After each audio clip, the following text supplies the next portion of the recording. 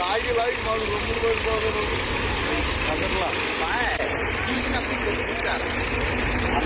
చూసినప్పుడు 5 ఏళ్ళ నుంచి పక్కకి తాగి అది బాగుంటుంది.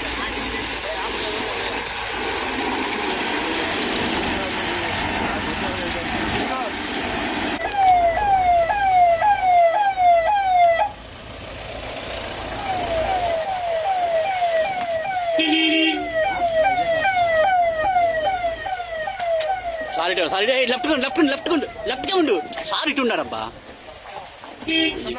నీకు లెఫ్ట్ ఉన్నారని చెప్పా నేను.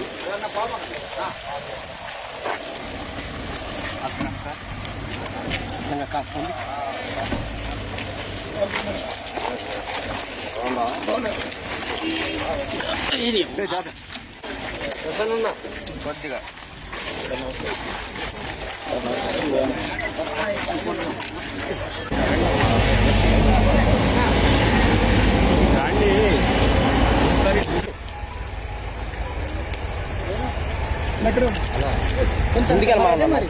జూమ్ వేసుకోండి వెనకరండి కొంచెం. అగో చేత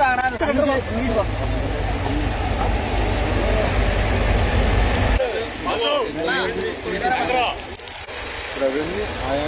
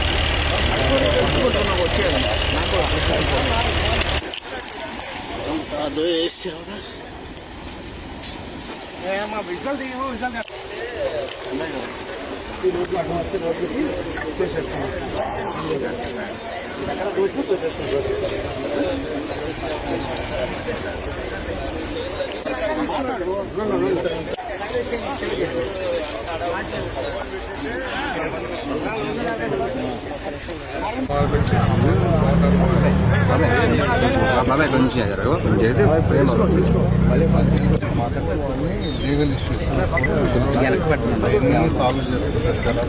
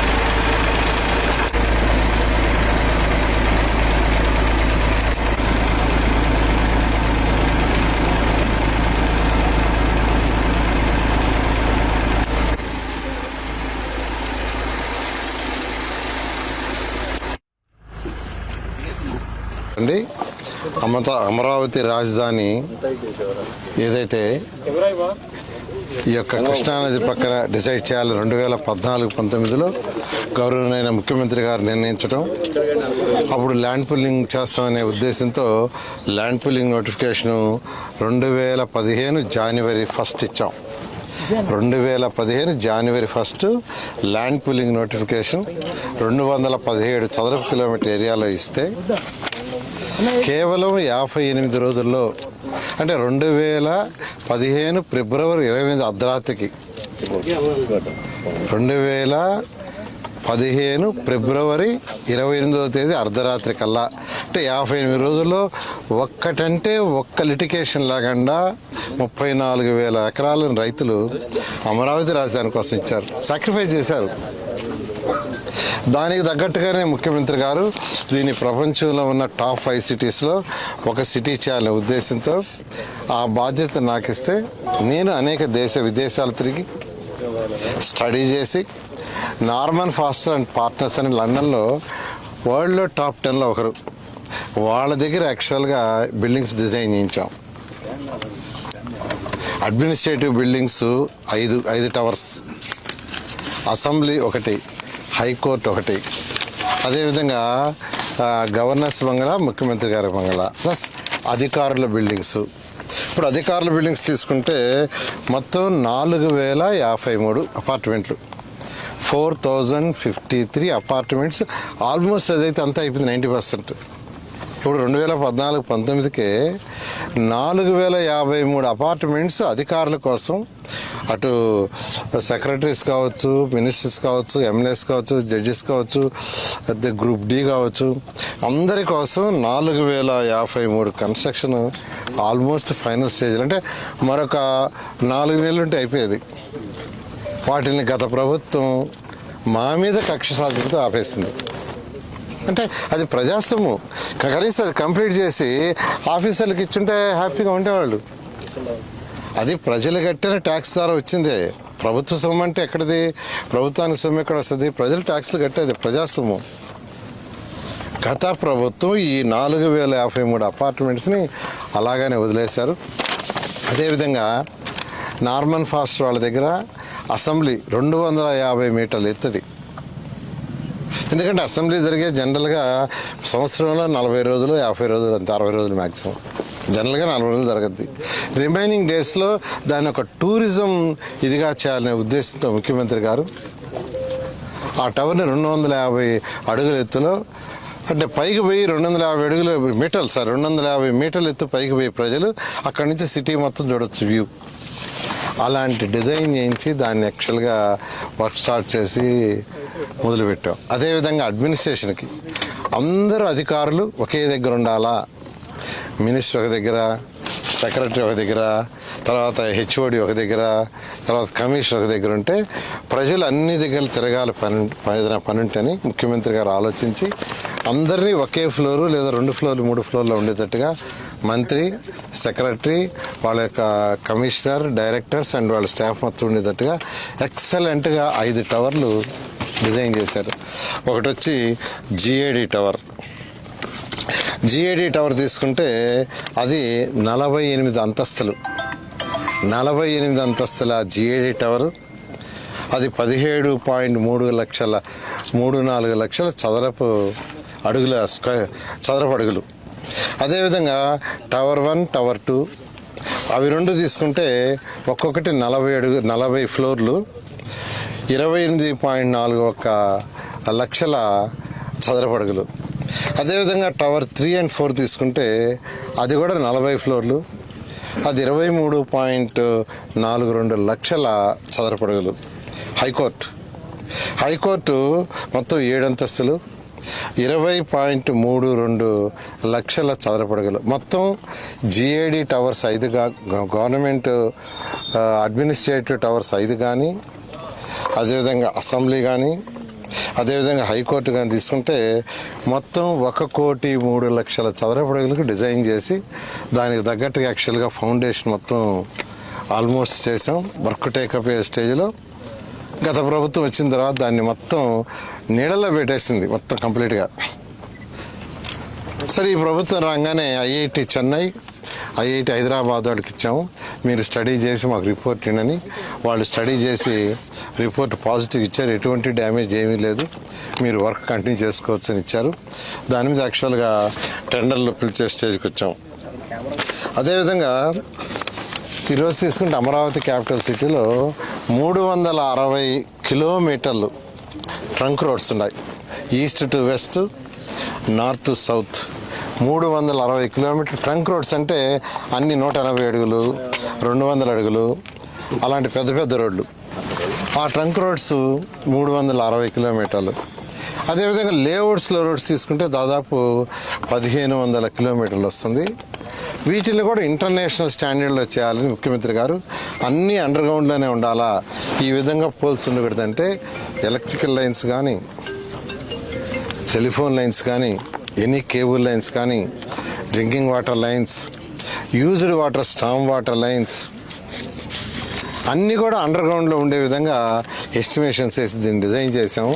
అప్పుడు టెండర్లు పిలిచాము, కొంత వర్క్ అయింది. అయితే గత ప్రభుత్వం వచ్చి వాటిని నిర్మాణం చేసి దీని ఒక ఫారెస్ట్గా చేసేసింది. మా ప్రభుత్వం వచ్చిన తర్వాత సీఎం గారు ఒకసారి రౌండ్ వేసిన తర్వాత చూస్తే ఒక ఫారెస్ట్, ఒక ఐఏఎస్ ఆఫీసర్స్ బిల్డింగ్ పైకి ఎక్కి చూస్తే పక్కన కట్టిన బంగళాలు ఏదైతే ఉన్నాయో మినిస్టర్లకి ఆ ఎగపట్టంలా మొత్తం ముళ్ళకంపల్లో ఉన్నాయి. వెంటనే అక్కడికక్కడికే నాకు ఆదేశం ఇచ్చారు, ఇమ్మీడియట్గా మొత్తం కంప తొలగించండి మొత్తం అని. దాన్ని యాక్చువల్గా 1 మంత్లో తొలగించారు. ఈ విధంగా అమరావతి రాజధానిని గత ప్రభుత్వం నిర్విరామం చేసింది, 3 ముక్కలు ఆటాడింది, అక్కడని ఇక్కడని. ఏదేమైనప్పటికీ ప్రజలు దానికి తగ్గట్టుగానే బుద్ధి చెప్పి 11 సీట్లతో నిమిత్తం చేశారు. వైనాట్ 175 అన్నాడు. ఇలా చేస్తే 175 ఎవరిస్తారు? ప్రజలంత అమాయకులు కాదు, ప్రజలు అంత అమాయకులు కాదు. అయితే ఈ ప్రభుత్వం రాగానే వెంటనే అమరావతిని కంప్లీట్ చేస్తాం, పోలవరం కంప్లీట్ చేస్తామని మా ముఖ్యమంత్రి గారు ముందు చెప్పడం, అనంతట్టుగానే ఇమ్మీడియట్గా రాగానే 2014-19లో నేను ఇదే పోర్ట్ఫోలియో చేశాను. ఈసారి కూడా నా మీద నమ్మకంతో ఈ పోర్ట్ఫోలియో ఇచ్చారు. అయితే వెంటనే టేకప్ చేయడానికి అనేక లీగల్ హర్డిల్స్ ఉన్నాయి. ఎందుకంటే 2014-19లో వర్క్ ఆపేస్తే కాంట్రాక్టర్ కానీ క్లోజ్ చేసి ఉండేస్తుంటే లీగల్ ప్రాబ్లమ్స్ రావు. వాళ్ళు క్లోజ్ చేయలే, వాళ్ళకి సెటిల్మెంట్ చేయలే, వాళ్ళు అట్నే ఉండిపోయారు, వాళ్ళకి ఇవ్వాల్సిన డబ్బులు ఇవ్వలేదు, వాళ్ళు బ్యాంకులో ఇచ్చిన యొక్క డిపాజిట్లు కావచ్చు, ఏదో కావచ్చు, అన్నీ అట్నే ఉంచేశారు. అనేక హర్డిల్స్ ఉంటే అవన్నీ కూడా కమిటీలు వేసి, సీఈలతో కమిటీలు వేసి డిస్కస్ చేసి అవన్నీ ఆల్మోస్ట్ క్లోజ్ అయినాయి. అదేవిధంగా కొన్ని అంటే రివర్స్ టెండరింగ్ అని ఇలా కొన్ని ఉంటే వాటిలన్నిటి కూడా అథారిటీలో డిస్కస్ చేసి, మళ్ళీ క్యాబినెట్లో డిస్కస్ చేసి, మళ్ళీ అసెంబ్లీలో కూడా డిస్కస్ చేసి, అసెంబ్లీలో కూడా అప్రూవ్ చేసి అన్ని legal issues almost all clear అయినాయి. రైతులకు కూడా ఇవ్వాల్సిన యాన్యుటీ కూడా రెండు బాకీ ఉంటే వాటిని కూడా ఇవ్వటం జరిగింది. తర్వాత ఇప్పుడు టెండర్ ప్రక్రియకి వచ్చి, టెండర్ ప్రక్రియకి యాక్చువల్గా అథారిటీ క్యాబినెట్ క్లియరెన్స్ ఇచ్చింది. దాదాపు మెజారిటీ దాదాపు 40 టెండర్లు యాక్చువల్గా టోటల్గా ఈరోజుకి యాక్చువల్గా యాక్సెప్ట్ చేసి పిలవటం జరిగింది. ఈ నెలాఖరు లోపల అంటే January 31 లోపల అన్ని టెండర్లు కంప్లీట్ అయిపోతాయి. ఆల్ టెండర్స్ కంప్లీట్ అయిపోతే February I think between first week or second వీక్లో వర్క్స్ టేకప్ అవుతాయి. ఏదైతే ప్రజలకు మాట ఇచ్చామో ఆ మాట ప్రకారం రాబోయే 3 సంవత్సరాలు అమరావతి రాజధానిని పూర్తి చేసి ప్రపంచంలో నెంబర్ 1 చేస్తాం. ప్రపంచంలో ఇది ఒక నెంబర్ 1 అవుతుంది. అలాంటి రాజధాని కట్టాలని ఆ రోజు ముఖ్యమంత్రి గారు నాకు చెప్పడం, ఆ విధంగా డిజైన్ చేయించాం. అయితే గత ప్రభుత్వం చేసిన అరాచక పాలనకి, అది అరాచక పాలనే.